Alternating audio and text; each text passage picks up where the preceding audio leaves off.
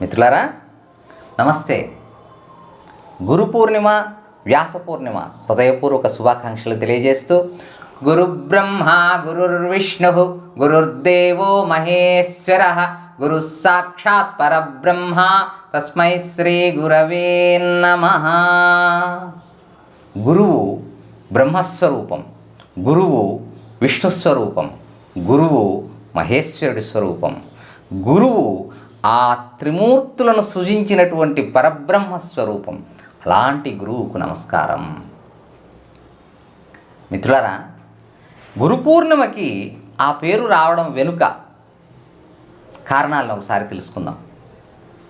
ఆది గురువు అయినటువంటి మహాశివుడు సప్తర్షులకు జ్ఞానబోధ చేసినటువంటి దినం ఈ ఆషాఢ పౌర్ణమి. అలాగే త్రిమూర్తుల అంశతో అత్రి అనసూయలకు ఉద్భవించినటువంటి దత్తాత్రేయ స్వామి శిష్యులకు జ్ఞానబోధ చేసినటువంటి దినం కూడా ఈ ఆషాఢ పూర్ణిమ. అలాగే ఈ ఆధ్యాత్మిక సాధన చేసేటటువంటి గురువులు చాతుర్మాస దీక్ష తీసుకుంటారు. ఆషాఢ శుద్ధ ఏకాదశి నుండి కార్తీక శుద్ధ ఏకాదశి వరకు ఈ 4 నెలల కాలం వర్షాకాలం కాబట్టి వారు ఒక చోటగా నిలబడి శిష్యులకు, ఆ ప్రాంత ప్రజలకు జ్ఞానాన్ని బోధిస్తారు. అలాంటి చాతుర్మాసంలో వచ్చే మొదటి పున్నమి అంటే ఆషాఢ పౌర్ణమినే గురు పౌర్ణిమ అంట. మరి ఈ గురు పూర్ణిమ వ్యాస పూర్ణిమగా ఎందుకు జరుపుకుంటాం? వ్యాసాయ విష్ణురూపాయ వ్యాసరూపాయ విష్ణవే నమో వై బ్రహ్మనిధయే వాసిష్ఠాయ నమో నమః.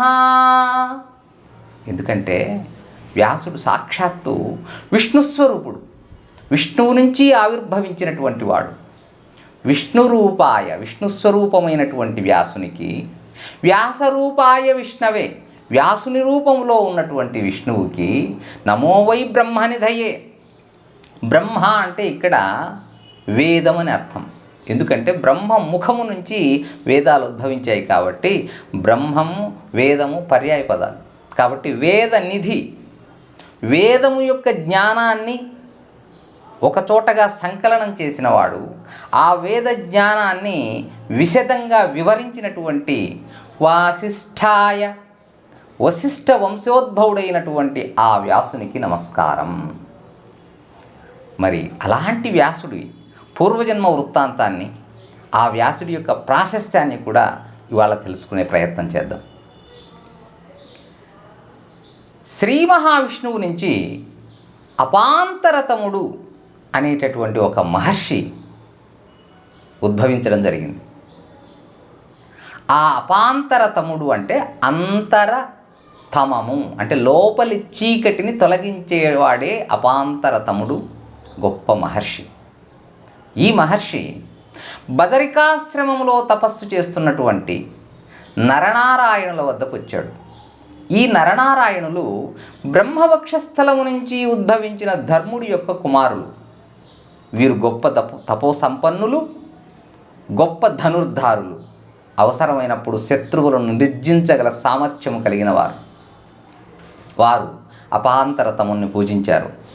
అపాంతరతముడు ఆ నరనారాయణులతో అంటున్నాడు, మీకు గుర్తుందా, కృతయుగంలో సహస్రకవచుడనే రాక్షసుడు బ్రహ్మతో వరం పొందాడు. తనను 1000 సంవత్సరాలు తపస్సు చేసిన వారు 1000 సంవత్సరాలు తనతో యుద్ధం చేస్తే కానీ పోనటువంటి రక్షణ కవచాలైనటువంటి రక్షణనిచ్చే కవచాలని వరంగా పొందాడు బ్రహ్మ నుంచి. అలా 1000 కవచాలు పొందాడు కాబట్టి వాడు సహస్ర కవచుడు. మీరిరువురు నరనారాయణులు, ఒకరు తపస్సు చేస్తుంటే మరొకరు యుద్ధం చేస్తూ ఆ విధంగా 999 కవచాల్ని ఆ సహస్ర కవచం నుంచి తొలగించారు. ఇక వాడు తాను మరణించే సమయం ఆసన్నమైందని తెలుసుకొని సూర్యమండలంలోకి వెళ్ళి దాక్కున్నాడు. సూర్యుడి అనుగ్రహంతో వాడు అక్కడే ఉన్నాడు ఇప్పటి వరకు. ఇప్పుడు ఆ కృతయుగం అయిపోయి త్రేతాయుగం అయిపోయి ద్వాపర యుగ అంతంలో ఉన్నాం. ఇప్పుడు ఆ కర్ణుడు, ఆ సూర్యుడు కర్ణుడి రూపంలో సహస్ర కవచుని భూమిపైకి పంపబోతున్నాడు. కాబట్టి నరనారాయణులారా, మీరు ఇంకా కృతయుగ వాసులుగా ఉన్నారు, మహాదేహాలతో ఉన్నారు. యుగ ధర్మాన్ని అనుసరించి దేహం యొక్క పరిమాణం తగ్గుతూ వస్తుంది. కాబట్టి మీరు ఈ దేహాలతో కర్ణుని నిర్జిస్తే అది ధర్మసమ్మతం కాదు. కాబట్టి మీరు కూడా ఈ ద్వాపర యుగానికి సంబంధించిన విధంగానే జన్మలెత్తి ఆ కర్ణుడిని ఆ సహస్ర కవచుడే ఇప్పుడు ఏకకవచుడయ్యాడు, అలాంటి వాడిగా ఉద్భవించేటటువంటి కర్ణుణ్ణి, అలాగే భూమిపై కంస చానూరాది రాక్షసుల వల్ల భూభారం పెరిగిపోతుంది, వారిని నిర్జించటానికి మీరు జన్మించాలి తిరిగి అని అపాంతరతముడు చెప్పడం జరిగింది. అట్లాగే ఈ అపాంతరతముడు కూడా భూలోకంలో వ్యాసుడుగా ఉద్భవిస్తాడు. ఎలా ఉద్భవిస్తున్నాడు? వ్యాసం వసిష్ఠనప్తారం శక్తే పౌత్రమకల్మషం పరాశరాత్మజం వందే సుఖతాతం తపోనిధిం. వ్యాసుడు ఎవరు అంటే వసిష్ఠనప్తారం, వశిష్ఠుడి యొక్క నప్తుడు అంటే మునిమనమడు అని, వశిష్ఠుడి యొక్క మునిమనమడు. శక్తే పౌత్రం, శక్తికి పౌత్రుడు అంటే మనుమడు. పరాశరాత్మజం, పరాశరునికి ఆత్మజుడు అంటే కుమారుడు. సుఖతాతం, సంస్కృతంలో తాతం అంటే తండ్రి, సుకుడు యొక్క తండ్రి అయినటువంటి వ్యాసుడు, నిర్మలుడైనటువంటి వాడు, తపోనిధి అయినటువంటి ఆ వ్యాసునికి నమస్కారం అని ఆ శ్లోకం. మరి వ్యాసుడి యొక్క జననం ఏమిటంటే వశిష్ఠుడి యొక్క కొడుకు శక్తి. ఆ శక్తి భార్య అయిన అదృశ్యంతిలకు జన్మించిన వాడు పరాశరుడు. అయితే పరాశరుడు జన్మించే నాటికే శక్తిని ఒక రాక్షసుడు మింగేస్తాడు. అప్పుడు పరాశరుడు తన తండ్రి యొక్క తండ్రి అయినటువంటి వశిష్ఠుడి సలహా మేరకు శివుణ్ణి తపస్సు చేసి శివుణ్ణి మెప్పించి స్వర్గంలో ఉన్న తండ్రిని, శక్తిని చూడగలిగేటటువంటి సామర్థ్యం కలిగిన వాడు చూస్తాడు. అలాగే తన తండ్రిని నిర్జించినటువంటి రాక్షస జాతి సమస్తాన్ని సర్వనాశనం చేస్తానని యజ్ఞం ఆరంభించి కొన్ని వందల మంది రాక్షసులను కూడా ఆ యజ్ఞం ద్వారా నిర్జిస్తాడు. అయితే వశిష్ఠుడు శాంతింపజేస్తాడు. ఫలితంగా పరాశరుడు తీర్థయాత్రలు చేస్తూ ఉన్నాడు. అలాంటి సందర్భములో దాశరాజు కుమార్తె అయినటువంటి మత్స్యగంధి యమునా నదిని దాటేటప్పుడు పడవలో ఈ యొక్క పరాశరుని దాటించటానికి ఆమె సహకరిస్తుంది. ఆ మత్స్యగంధి పైన పరాశరుడు ఆమెతో క్రీడించాలనుకుంటాడు. అప్పుడు మత్స్యగంధి ఇది పగటి సమయం కదా అంటే అప్పటికప్పుడు చీకటిని సృష్టిస్తాడు. అలాగే ఆమె మత్స్యగంధి చేపల వాసన వస్తూ ఉంది, ఆమెను యోజనగంధిగా మారుస్తాడు. అంటే సుగంధం యోజనం దూరం వ్యాపించేటటువంటి వరాన్ని ఇస్తాడు. అలాగే తన కన్యత్వం చెడిపోతుంది కదా అని మత్స్యగంధి లేదా సత్యవతి అడిగినప్పుడు ఆమె కన్యత్వం చెడకుండా అభయం ఇస్తాడు. అలా యమునా నదిలో ఒక ద్వీపం అంటే చుట్టూ నీరు ఉండి మధ్యలో భూభాగం, అక్కడ వీరి వల్ల కలిగినటువంటి వాడు వ్యాస మహానుభావుడు. వ్యాసుడు నల్లగా ఉంటాడు, అలాగే ద్వీపములో జన్మించాడు కాబట్టి కృష్ణ ద్వైపాయనుడు అని ఆయన పేరు. కృష్ణ అంటే నలుపు, ద్వైపాయనుడు అంటే ద్వీపము ఉత్పత్తి స్థానంగా కలిగినవాడు. అలాంటి కృష్ణద్వైపాయనుడు పుట్టిన వెంటనే తరుణ వయస్కుడు అవుతాడు, అంటే పెరిగి పెద్దవాడైపోతాడు క్షణాల్లోనే. అలాంటి వ్యాసుడు తల్లి నీవు స్మరించిన వెంటనే నీకు దర్శనమిస్తాను, నీకు కోరినటువంటి సహాయం చేస్తాను, ఇప్పుడు నేను హిమాలయాలకు వెళ్తున్నానని చెప్పి హిమాలయ పర్వత ప్రాంతాలకు వెళ్ళి సకల వేదాలను, ఆ వేదరాశినంతా 4 వేదాలుగా విభజిస్తాడు. అలా వేదాలను విభజించి అవగాహన కలిగించినవాడు కాబట్టి ఆయనకు వేదవ్యాసుడు అనేటటువంటి పేరు వచ్చింది.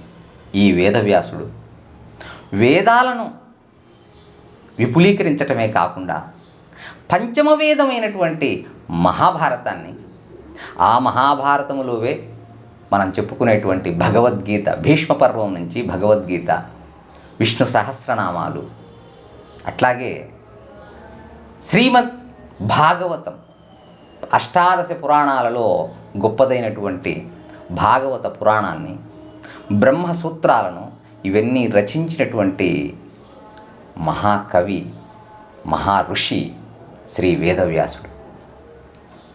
మరి అట్లాంటి వేదవ్యాసుడు అలాగే మనకి ఆ శ్రీకృష్ణుడి రూపంలో దేవకి గర్భంలో నారాయణుడు జన్మించాడు. అట్లాగే కుంతీమాతకి నరుడిగా అర్జునుడి రూపంలో జన్మించడం జరిగింది. ఆ విధంగా అలాగే వ్యాసుడు సత్యవతి తన కోడళ్లకు తన కొడుకులు చనిపోవటం వల్ల పిల్లలు లేకపోతే ధృతరాష్ట్రుడు, పాండురాజు, విదురుడు ఈ ముగ్గురి జననానికి కారకుడైన వాడు వ్యాసుడు. అలాంటి వ్యాస మహర్షి మహాభారతాన్ని రచించి ఆ మహాభారతంలోనే భగవద్గీత, అందులో సాంఖ్యయోగం నుంచి ఇవాళ 2 శ్లోకాల్ని పారాయణ చేసుకొని ఆ వ్యాసుడి అనుగ్రహానికి పాత్రులమవుదాం. ఏషా తే విహితా సాంఖ్యే బుద్ధిర్యోగే త్విమాం శృణు బుద్ధ్యాయుక్తో యయా పార్థ కర్మబంధం ప్రహాస్యసి. అర్జున, ఇప్పటి వరకు సాంఖ్యయోగము నుంచి ఆత్మతత్వ విచారాన్ని తెలుసుకున్నావు. ఇప్పుడు కర్మయోగం యొక్క విజ్ఞానాన్ని, తత్వాన్ని నీకు తెలియజేయబోతున్నా. ఇది నీవు తెలుసుకుంటే కర్మబంధము నుంచి విముక్తుడవుతావు. నేహాభిక్రమనాశోస్తి ప్రత్యవాయో న విద్యతే స్వల్పమప్యస్య ధర్మస్య త్రాయతే మహతో భయాత్. అర్జున, ఈ కర్మయోగ జ్ఞానం ఎలాంటిదంటే, ఈ జ్ఞానం అభిక్రమనాశ నాస్తి. అభిక్రమనాశ అంటే ప్రారంభించడం వల్ల కలిగేటటువంటి నిష్ఫలం. అంటే కొన్నిసార్లు ఒక పని ప్రారంభిస్తాం, అంటే విత్తనం వేస్తాం, వర్షాలు పడకపోవడం వల్ల పంట రాదు, నిష్ఫలమైపోతుంది. కానీ ఇది ప్రారంభిస్తే చాలు, అలాంటి నిష్ఫలం ఉండదు. నాస్తి, నిష్ఫలం అనేది జరగదు. ప్రత్యవాయో న విద్యతే. అలాగే కొన్ని పనులు మధ్యలో ఆపేస్తే కొన్ని దోషాలు కలుగుతాయి. కానీ ఈ యొక్క కర్మయోగ జ్ఞానం, ఈ ధర్మాన్ని అనుష్ఠిస్తే మధ్యలో ఆపినప్పటికీ ఏ దోషము రాదు. స్వల్పమప్యస్య ధర్మస్య త్రాయతే మహతో భయాత్. ఈ యొక్క కర్మయోగ సంబంధమైన ధర్మాన్ని ఏ కొంచెం అనుష్ఠించినా, ఆ భగవంతుడి నామాన్ని పారాయణ చేసిన, ఆ భగవంతుడి పట్ల ధ్యానం చేసిన, పూజించిన, లేశమాత్రం చేసిన త్రాయతే మహతో భయాత్, ఎంతో గొప్పదైనటువంటి సంసార భయాన్ని నుంచి త్రాయతే, మనల్ని కాపాడుతుంది. కాబట్టి అర్జున, ఈ యొక్క కర్మయోగ జ్ఞానాన్ని నువ్వు తెలుసుకునే ప్రయత్నం చేయి, మోక్షాన్ని పొందే ప్రయత్నం చేయమంటూ శ్రీకృష్ణ పరమాత్మ బోధిస్తున్నాడు. మిత్రులారా, తర్వాతి శ్లోకాల్ని మరో వీడియోలో తెలుసుకుందాం. శుభం భూయాత్. హరి ఓం తత్సత్.